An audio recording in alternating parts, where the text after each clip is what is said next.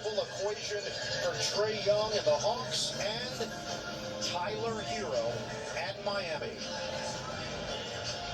You're watching the 2025 SoFi Play-In Tournament and elimination game. Yeah, The Heat I know I'm late. gets the 8th seed in the NBA playoffs and Commentary 2 months later, man. Welcome courtside, everybody. I'm out of the depression of the Atlanta Hawks losing. And this is really bad, man.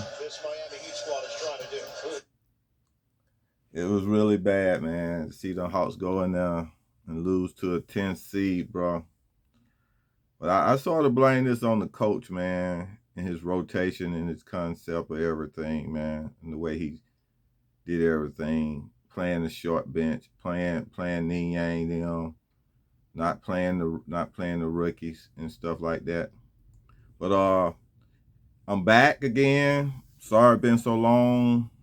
See, it's been since April. In April, the last time I did a video.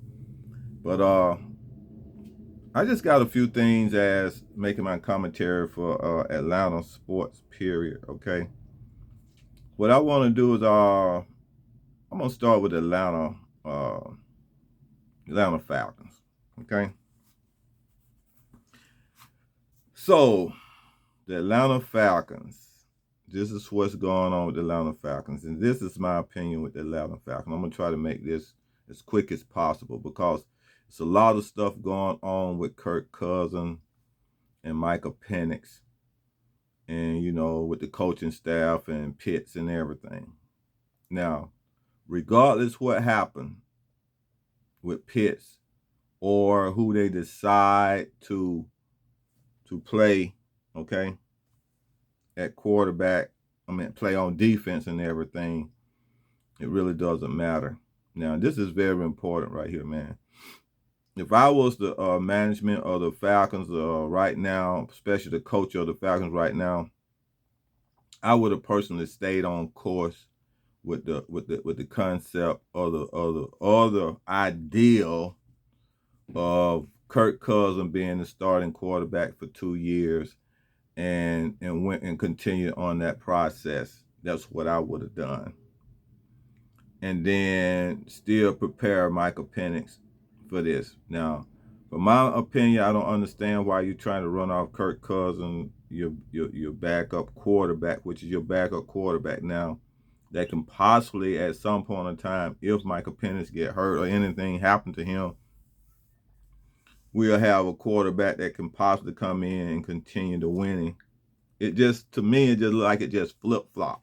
Michael Penix is now the starting quarterback, and now Kirk Cousins is the backup quarterback, and he's here for his second year, and sit here to prepare Michael Penix to be the starting quarterback after his 2-year his 2 years is up. Okay. Now, from my point of view, I'll continue the course.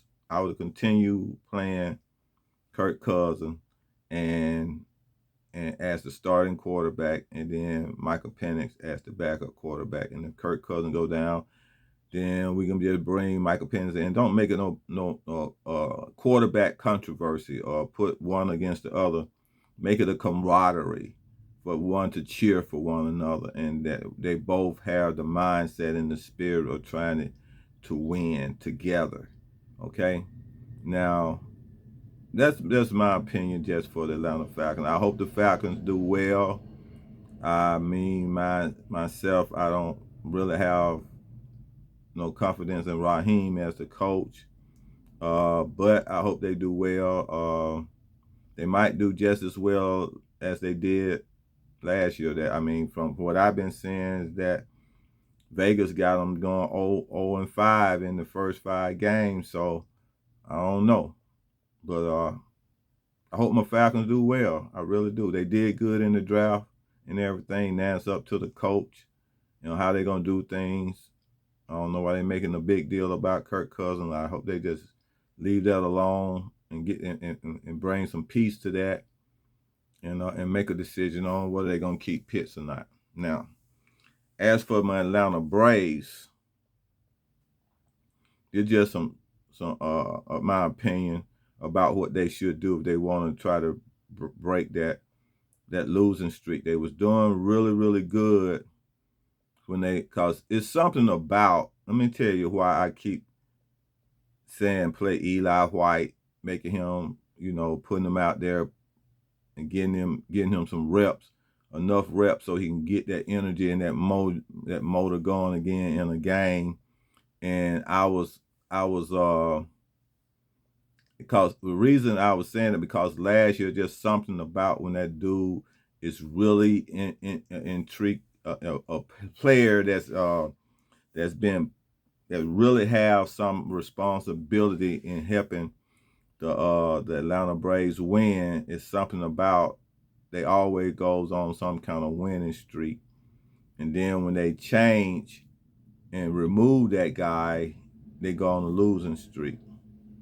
Sometimes you have to look at things a little bit different. So they was a game, they were right at 500 or a game over 500 when Acuna came back. They had to make a decision on whether to keep playing him now. They should have moved him to the opposite field of Acuna and continue to play him while you had his motor going and had all that energy going in the positive direction of winning. Now, as for the Strider, I mean, he's not a good person to be in that rotation right now. He's not the same. But what I would do, I would try to get Strider prepared to become a bullpen player. Some people say you don't think he should be a closer, but I think he should go out there and be the setup man. And then we got Greg Kimbrell. One of them can be a setup man and one can be a closer. And there can be two devastating people that can come in there and really do what they need to do. And that way, from my point of view, I know Strider won't have to be pitching consistently innings after. I know he'll be pitching every day, but he won't be pitching inning, 6 innings in a game and then rest. He'll just be pitching per 8th inning or 9th inning as a setup person in those 3, and then in those 6 games or 7 or 8 games, it depends on how the bats are hitting. So my point of view is that I think Coach Schnitt used to need to, if you're gonna get back on the winning streak, I think Coach Schnitt needs to get back and play Eli White in the opposite field because of his mojo that he brings to the game. Okay. I know he messed up on running the base, and then they end up firing or replacing the third base coach on that play. And they hang their whole season on that one game, man. It wasn't that. I mean, that was a mistake made. And then you come back and you just gonna start firing people and bench Eli and all that kind of stuff off a blunder on the base running like that was a championship game, and it wasn't. It's a lot of games to be played. But I think when you have a player that brings a certain mojo, a certain energy, positive energy to the game, you need to have him in there. I know I've seen him come up to bat a couple of times off the bench, and he haven't hit in the clutch spot or whatever, but I don't think that's his game to come up and hit like that and be in the clutch situation. It's only certain players sometimes have that, but I think he's a person that he have to play throughout the game to make things happen for the team. So, and you just got to play him and then let him get his rhythm back. Okay. Now, back to the Atlanta Hawks, man. This is what we got going on with the Atlanta Hawks. I'm going to get this thing going again. Okay. They are, and they're led by their hero, Tyler Hero, who is coming off this right here, man. In that first game, 38 points on 19 shots. He was terrific. I just couldn't take it, man. They want to get this win on the road. The Atlanta Hawks lost to the Miami Heat, 10 seed. The love they showed me. Okay, they lost 10 seed and everything, and couldn't take it, man. They couldn't take it.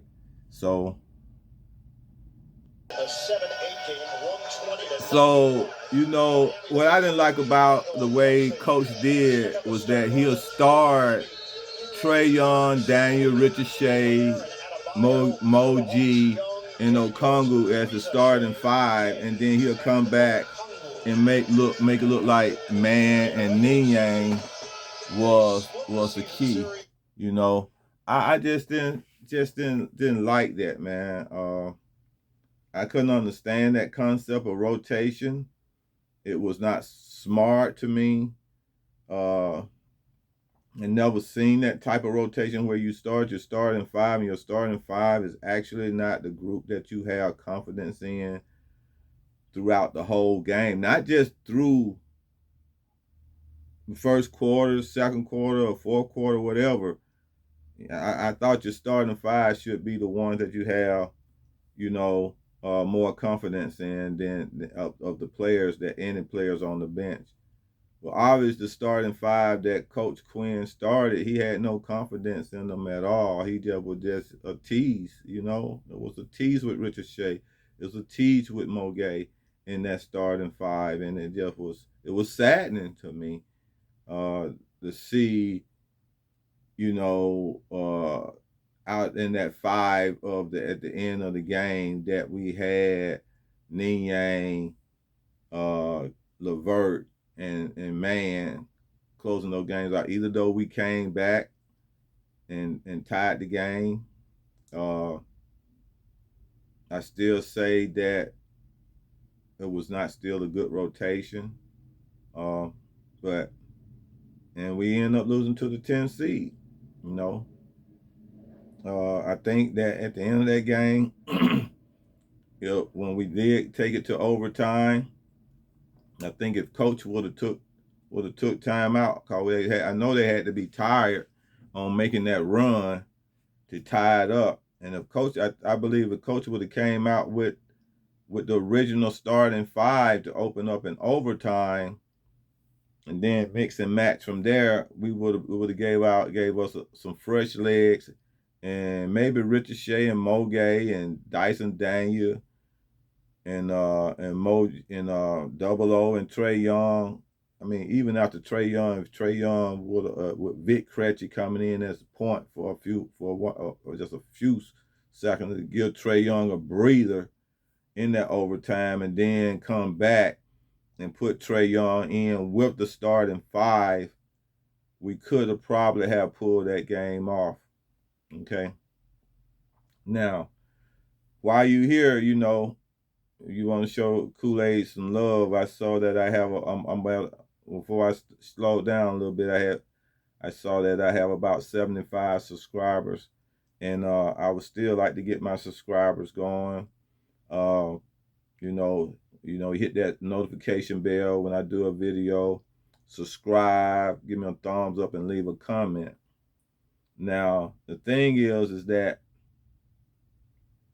we at the point of we got in the lottery, which I'm gonna be there on the 25th of this month, June 25th. We got this lottery coming up. We got the 12th, the 13th, and the 22nd spot. Man, I be looking at these marked lotteries, man. I be seeing them, they be marked lottery for these people to go here and these people to go there, man. And then when they get to the Hawks, man, I'm like, why y'all marking these guys for the Hawks? I mean, like, they guys that's not good, you know? And I don't understand it myself, but I hope the management, honestly, that's another conversation, and I may, if I don't get a chance to talk about it today a little bit. Honestly, the new GM, man, I hope he got a good head on his shoulder, a good eye for talent, and have the ability to negotiate better than Landry did. Because right now, it's two guys that need to be drafted. You need to go get your twin towers right now. That's what you need to do. We need to draft right now on our need. Okay? Clint Capella finna get ready to go. Double O is too little to be center. Now, I hope you got a concept of an idea of what you're going to do, or trade him or move him into that power forward spot to play behind Jalen Johnson, okay? And then what you need to do, Auntie, hope you listening, hope you pick up this video from ATL Kool-Aid Drinker. Auntie, this is what you need to do, guy. You need to draft Renault or Yang at the 13th spot. I'm torn between which one to go first, okay? But Maxime Renault should be drafted at the 13th, or Yang at the 13th, and at the 22nd, the same thing.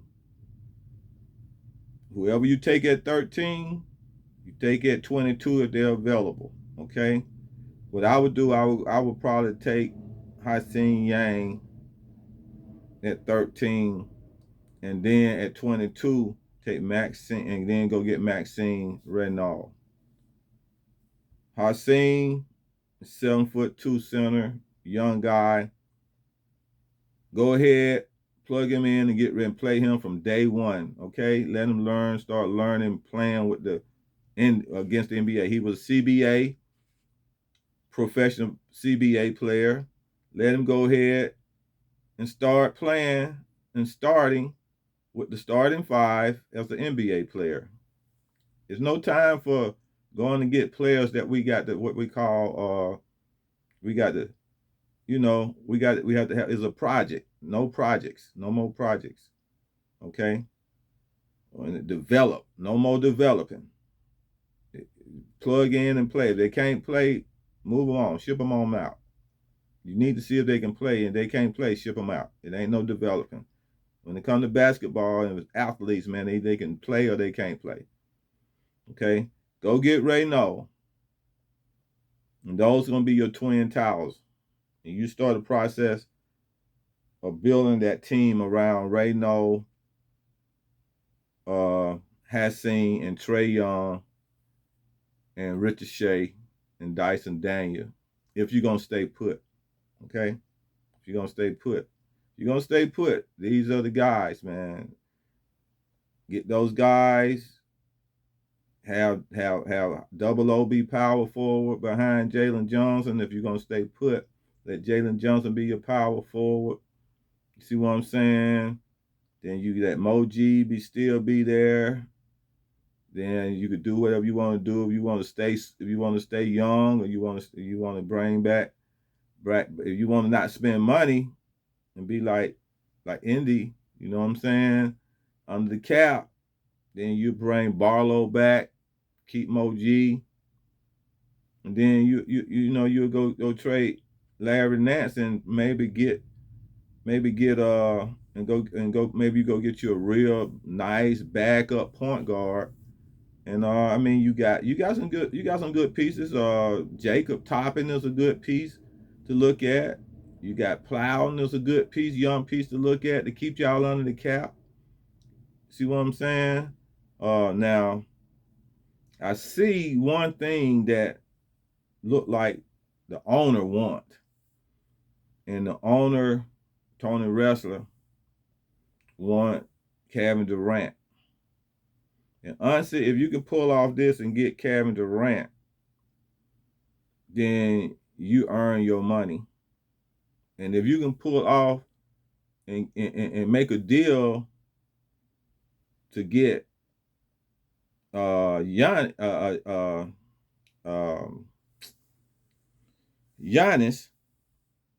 then you'll really be earn your money as a GM. See what I'm saying? So if you get in this video and you want to comment on what I'm talking about in my comments, then all I'm just saying, hit a thumbs up. You know what I'm saying? Leave a comment, hit the notification bell, and make sure you subscribe to ATL Kool-Aid Drinkers. Eventually this channel is gonna get better. I just got to learn some stuff, man. I'm an old school dude, not too much technology, savvy. So I'm trying to learn some things. And once I learn how to stream and go live stream and all that kind of stuff, ATL Kool-Aid gonna be the one for you to be walking with and for y'all to be following, because we're gonna have it going, man. We want to be covering all the Atlanta. If you're an Atlanta fan, I'm gonna be coming up. I'm gonna be following all the Atlanta, leaving comments on a lot of Atlanta sports, especially the Hawks, the Braves, and the Atlanta Falcons, So if you want to be an ATL Kool-Aid drinker, hit that subscribe button so you can get my commentary. Okay? Talk to you later. Bye-bye.